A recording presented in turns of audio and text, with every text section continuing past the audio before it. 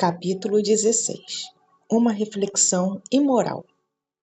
Ocorre-me uma reflexão imoral, que é, ao mesmo tempo, uma correção de estilo. Cuido haver dito no capítulo 14 que Marcela morria de amores pelo Xavier. Não morria, vivia. Viver não é a mesma coisa que morrer.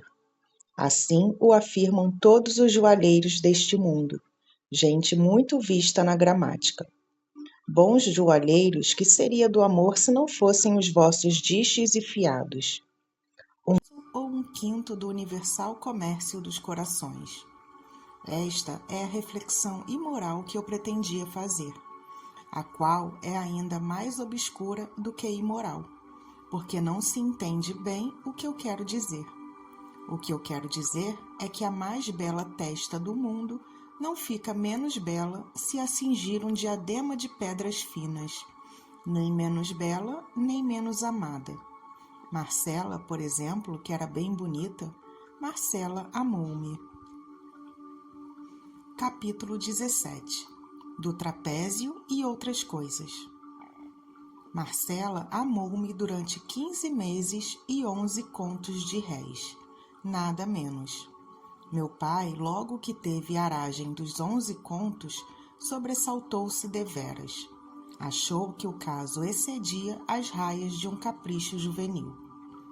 Desta vez, disse ele, vais para a Europa. Vais cursar uma universidade, provavelmente Coimbra. Quero-te para homem sério e não para arruador e gatuno. E como se eu fizesse um gesto de espanto, gatuno, sim senhor, não é outra coisa um filho que me faz isto.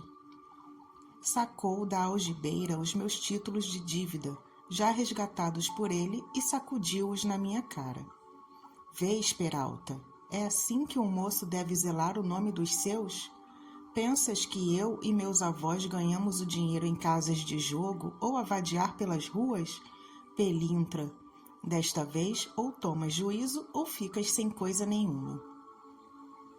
Estava furioso, mas de um furor temperado e curto.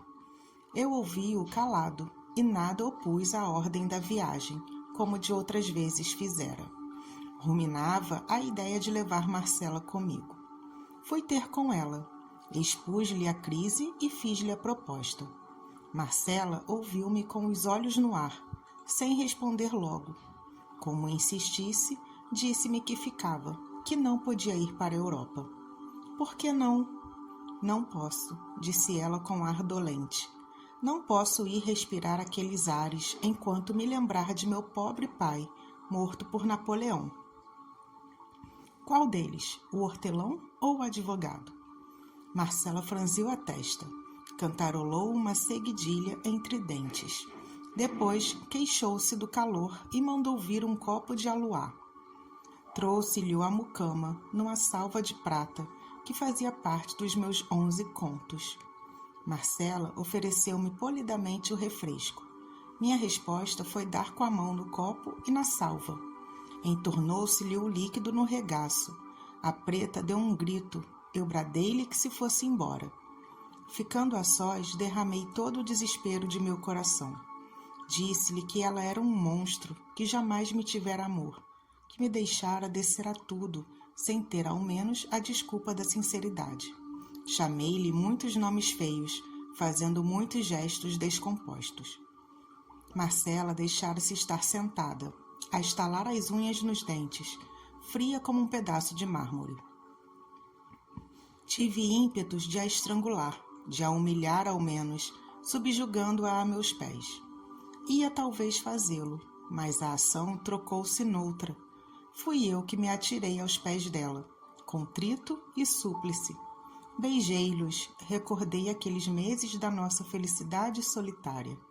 Repeti-lhe os nomes queridos de outro tempo, sentado no chão, com a cabeça entre os joelhos dela, apertando-lhe muito as mãos. Ofegante, desvairado, pedi-lhe com lágrimas que me não desamparasse.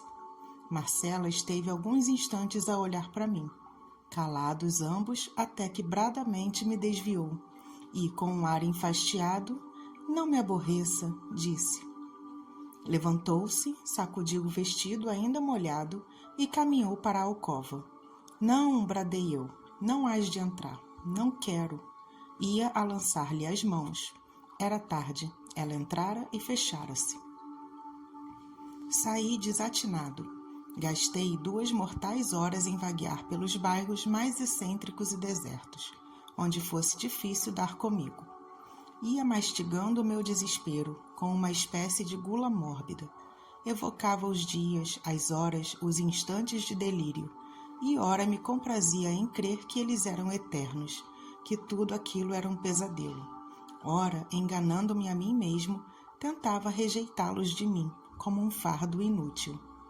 Então resolvia embarcar imediatamente para cortar a minha vida em 2 metades, e deleitava-me com a ideia de que Marcela, sabendo da partida, ficaria ralada de saudades e remorsos, que ela amara-me à tonta, devia de sentir alguma coisa, uma lembrança qualquer como do alferes Duarte.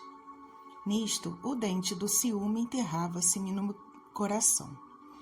Toda a natureza bradava que era preciso levar Marcela comigo. Por força, dizia eu, ferindo o ar com uma punhada. Enfim, tive uma ideia salvadora. Ah, trapézio dos meus pecados, trapézio das concepções abstrusas. A ideia salvadora trabalhou nele. Como a do emplasto, capítulo 2. Era nada menos que fasciná-la muito, deslumbrá-la, arrastá-la. Lembrou-me pedir-lhe por um meio mais concreto do que a súplica. Não medi as consequências, recorri a um derradeiro empréstimo. Fui à Rua dos Ourives, a melhor joia da cidade, 3 diamantes grandes encastoados num pente de marfim. Corri à casa de Marcela. Marcela estava reclinada numa rede, o gesto mole e cansado, uma das pernas pendentes, a ver-se-lhe o pezinho calçado de meia de seda, os cabelos soltos, derramados, o olhar quieto e sonolento.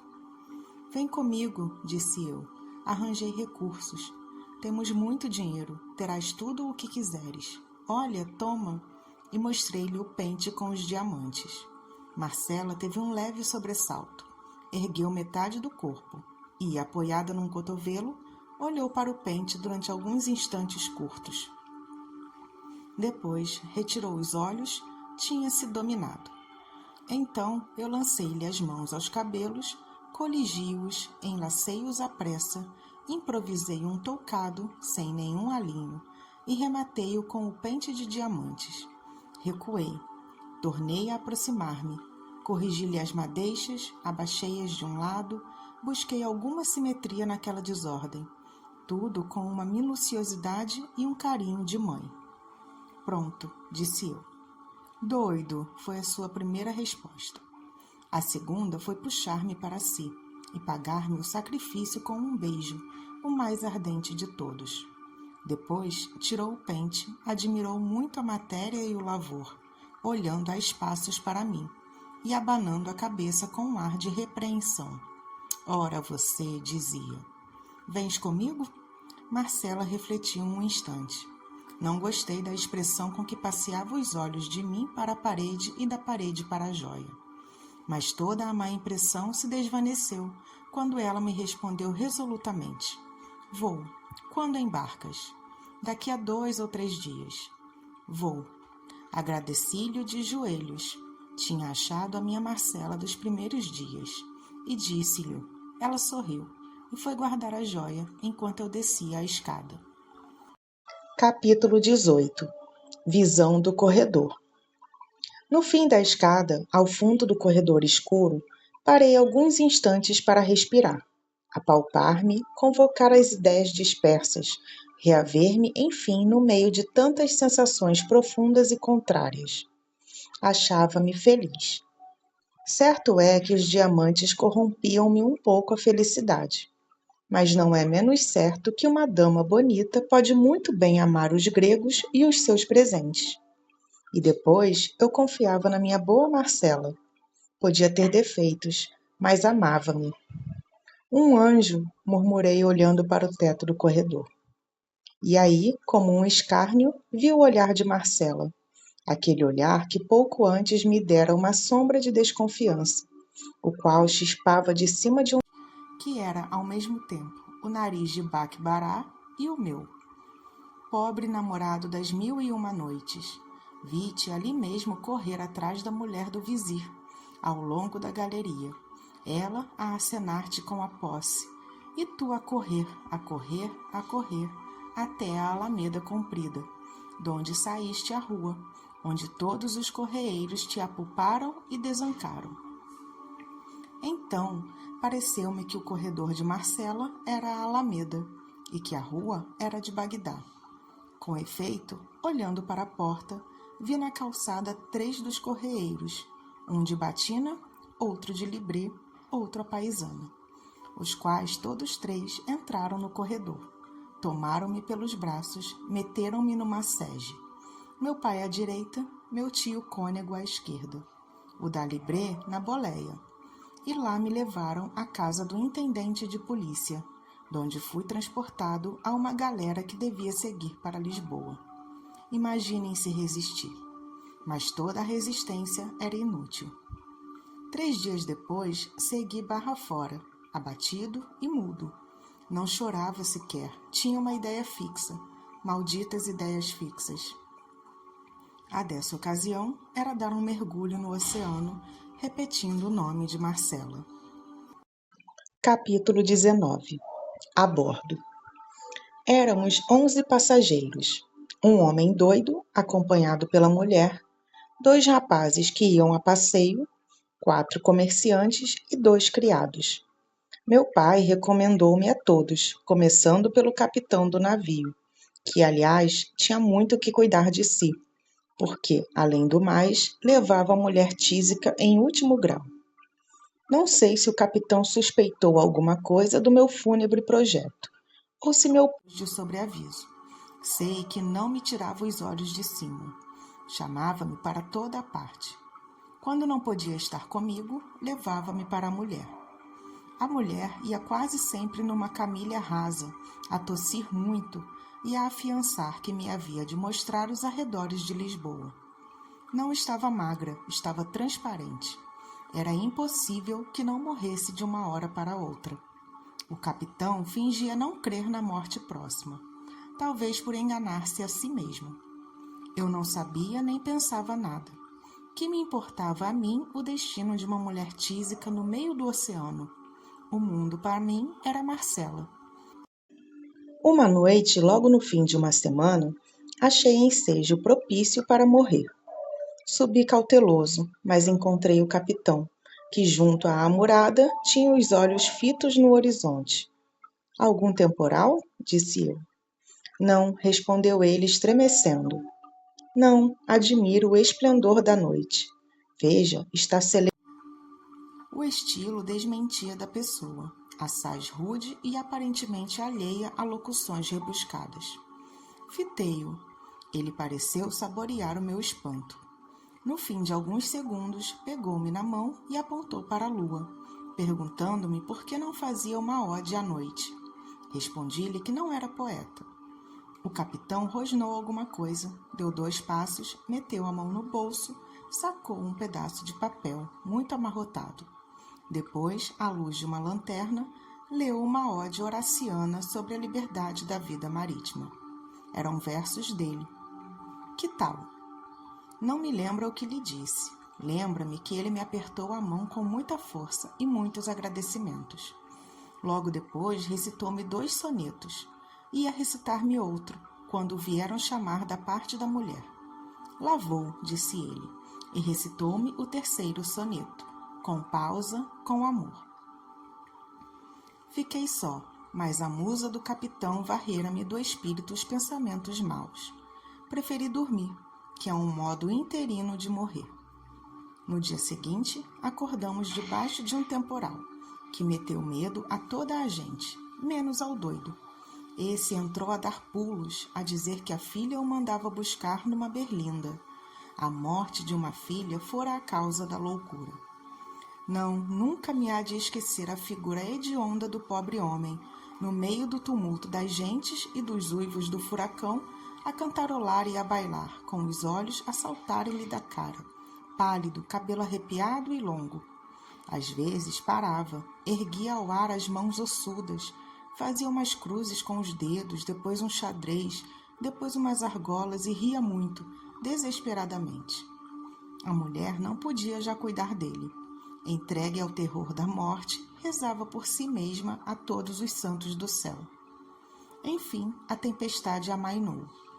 Confesso que foi uma diversão excelente a tempestade do meu coração. Eu, que meditava ir ter com a morte, não ousei fitá-la quando ela veio ter comigo. O capitão perguntou-me se tivera medo, se estivera em risco, se não achara sublime o espetáculo. Tudo isso com um interesse de amigo. Naturalmente, a conversa versou sobre a vida do mar. O capitão perguntou-me se não gostava de idílios piscatórios. Eu respondi-lhe ingenuamente que não sabia o que era. Vai ver, respondeu.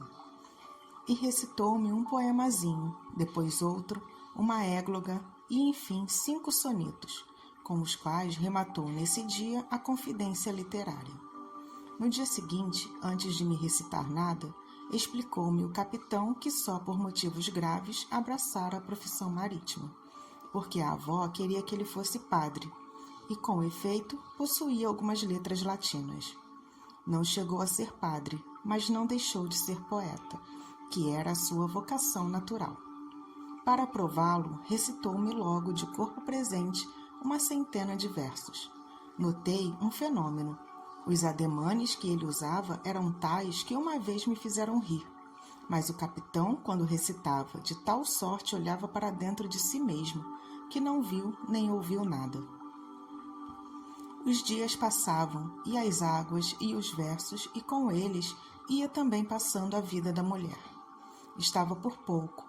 Um dia, logo depois do almoço, disse-me o capitão que a enferma talvez não chegasse ao fim da semana. Já, exclamei, passou muito mal a noite. Fui vê-la.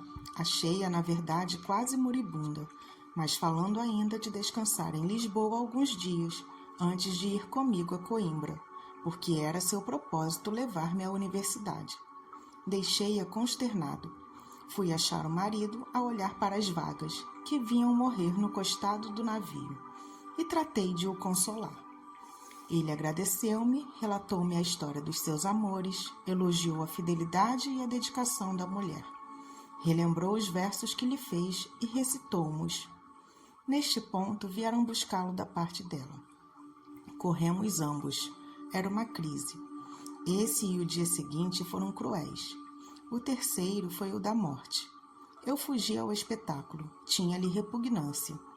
Meia hora depois, encontrei o capitão sentado num molho de cabos, com a cabeça nas mãos. Disse-lhe alguma coisa de conforto.